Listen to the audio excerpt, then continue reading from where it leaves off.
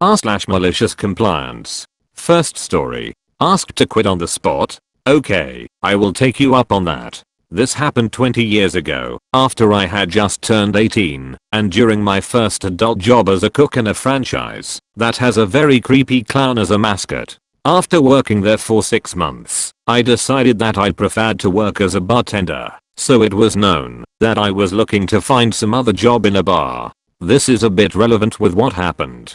So, I was supposed to clock out at 4 p.m. As soon as my shift ended, I punched my card. Yes, we used to punch cards back then, and I was on my way to change clothes, so I can leave. As I was leaving the kitchen, a big group of customers, like 10 or 12, walk in the store, so one of the managers demanded me stay to help. Note, she did not ask me if I can help, she demanded that I help, even though I had already clocked out. Being 18 and nice, I agreed to stay to help. Around 20 minutes later, and I was still in the kitchen with several orders still to do, so I was complaining to the second manager, who was also working the kitchen at the time, that I really needed to go. For some reason, the other manager, the one that demanded that I stayed to help, overheard my complaint and starts yelling at me that I'm useless, and that I should be grateful that I have a job, and that I shouldn't say these things as she knows I'm searching for another job and she could fire me on the spot. Mind you, she was not working the kitchen, she just entered the kitchen to grab some stuff. So I told her that I had already finished my shift, and I was not getting paid for the extra time I was there, and that I was already late for the plans I had. So she yelled to me, "If you want to leave now, I might as well quit." Cue malicious compliance. I followed her instruction to the letter. I told her, yes, I want to leave now, so I quit. I took off my shirt and pants, as they were company issued, and went to pick up my stuff wearing only my underwear. Even after picking up my clothes, I didn't bother to get dressed, just walked out of the front door in my underwear. My shoes were also mine, so I was not barefoot. I walked to my car, where I put on the rest of my clothes. This happened in full view of the customers, as the kitchen is in direct view from the whole store. She was dumbfounded, and some customers even clapped and cheered because they heard how nasty she was being with me. Later I found out that she was reprimanded by the owner, probably because everything happened in view of customers, and I even got a small bonus on my last paycheck. Within the next couple of weeks found a bartending job that I kept for a few years. So in the end everything was for the best. Edit, because people are asking, I'm not from the USA. In my country you can legally work in a bar at the age of 18. Edit 2, because I see a lot of people hang up on the people cheered part. When I left, the customers that were there told me that I did the right thing and clapped. I didn't say that I got a standing ovation, and I never said everyone. I just said some people. In my country people cheer and clap for all sorts of stupid things. Glasses fall down and break, people cheer. People get in a fight, people cheer. It is more common than you would think. But even if you do not believe me, that's okay. I just wish that I was able to entertain you. Edit 3, because people are asking, I'm from Greece. Although from my understanding the same thing, cheering for things that break, is happening all around the world. I saw many people mentioning the UK and Australia. Second story. Go to the head and explain exactly why you are being disruptive. Okidoki then. Many years ago, when I was still in school, I was having an issue in one of my classes. The boy who was sitting behind me kept trying to undo my bra. I got fed up and asked if I could move to another seat. The teacher refused to let me, even after I explained why. He said boys will be boys, so just ignore it. Then he told me that if I didn't sit down and do my work, I would have to go to the head teacher and explain exactly why I was being disruptive. I stayed standing and was sent out. I went to the head and explained everything, just like the teacher wanted me to. This head had only started at the school a few months before and had implemented a policy where interference with another's clothing was not tolerated. This was because of the many girls who had complained that the boys were messing with their bras and sometimes even their underwear. The head was very unhappy, especially about the boys. Will be boys bit, and she escorted me back to class and told me to sit wherever I wanted. She then asked the teacher and the boy to come out with her. The teacher came back in about 15 minutes later and apologized to me. I think the head made him, because he didn't seem happy about it, and he studiously ignored me every class for about a fortnight. The boy hadn't come back into class, and in the afternoon assembly everyone had found out that he was suspended for 3 days for what he did. It was probably a little unseemly how satisfied I was with the end result. I never heard that teacher send anyone to the head again. Third story. Want that specific packet? Alright then. I work in a supermarket to make ends meet as a student. A few months ago, I was minding my business when I heard someone shout, "Hey you." A Karen was standing next to the shelves with the chips and was pointing at something. "I need you to help me now."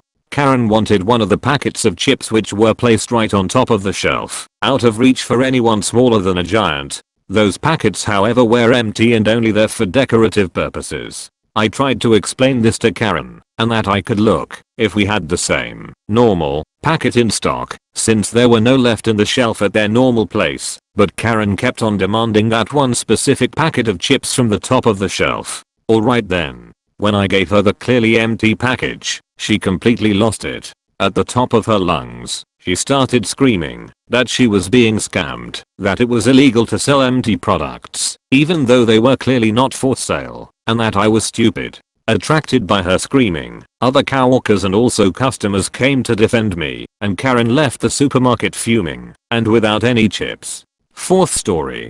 Shut down while trying to report a fire at my high school. When I was a senior back in high school in Middle Tennessee, we had a smoking area for the students. This was 1990, so yeah, I'm old. My daughters actually just asked me to post this story here. Anyway, so I was a good student and had a great reputation among the faculty at this school of about 2,000 students.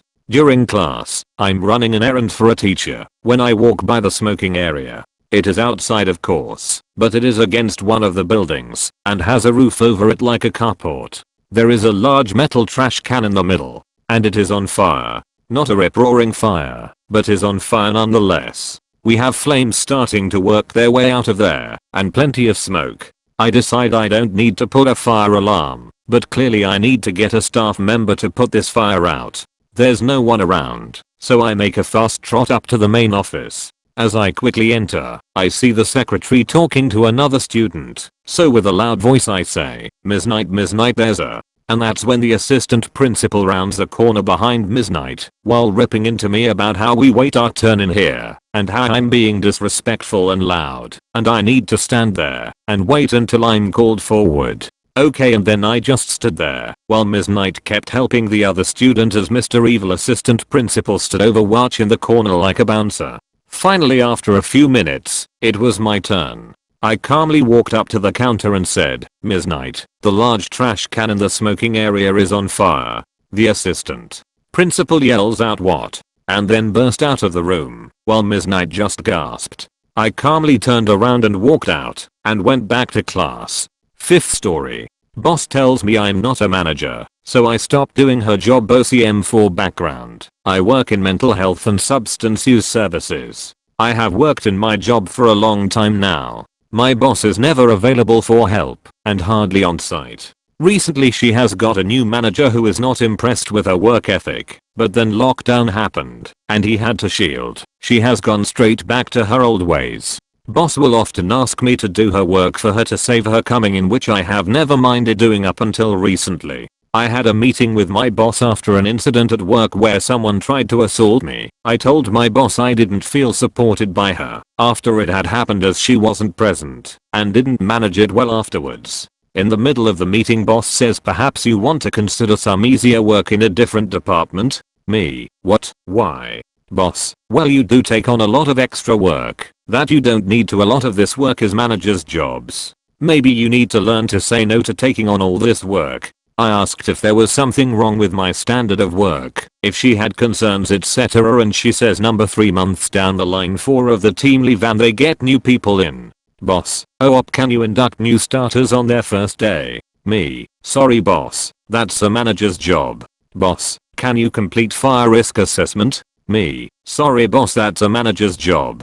After a while she stops asking me things. Then one day she's working from home. I'm pretty sure she has been telling her manager she's on site throughout lockdown, but mostly isn't. Huge incident kicks off with residents. Emergency services are called, etc. I call boss and explain to her what happened. Boss, op, can you please do follow up with commissioning body, staff, and residents involved and write the report, send it all directly to me please? Me, sorry boss, you will need to come in to manage this. I'm not a manager. That's not my job. Boss, just this once please. I refused to manage the incident. Turned out she was visiting a friend who lived at the coast whilst she was meant to be on site. Someone accidentally let slip to her manager. When he called in the incident and there was no one to manage, he asked me to deal with the incident. I explained I couldn't, and that boss had reported me as taking on too much work to owe. A full investigation has been launched into her conduct and ability to do her job. Manager now talks to me directly and supervises me. He is helping me apply for a promotion. Boss is on leave, pending investigation. Edited to show difference between my boss and manager for those finding it hard to read. Also sorry if this is not enough for people. My grammar has always been an area I struggle in. Edit again to answer people who ask why I would do boss's work in the first place. The residents still deserve support and to be given the best chances. If I can make that easier for them by taking on extra work, I will.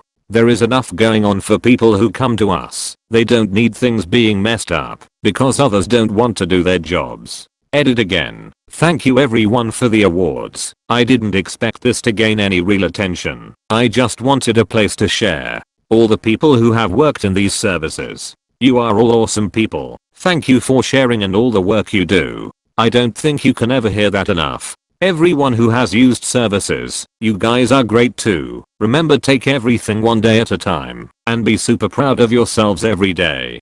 Don't be afraid to ask for support. There are lots of people who care out there for you.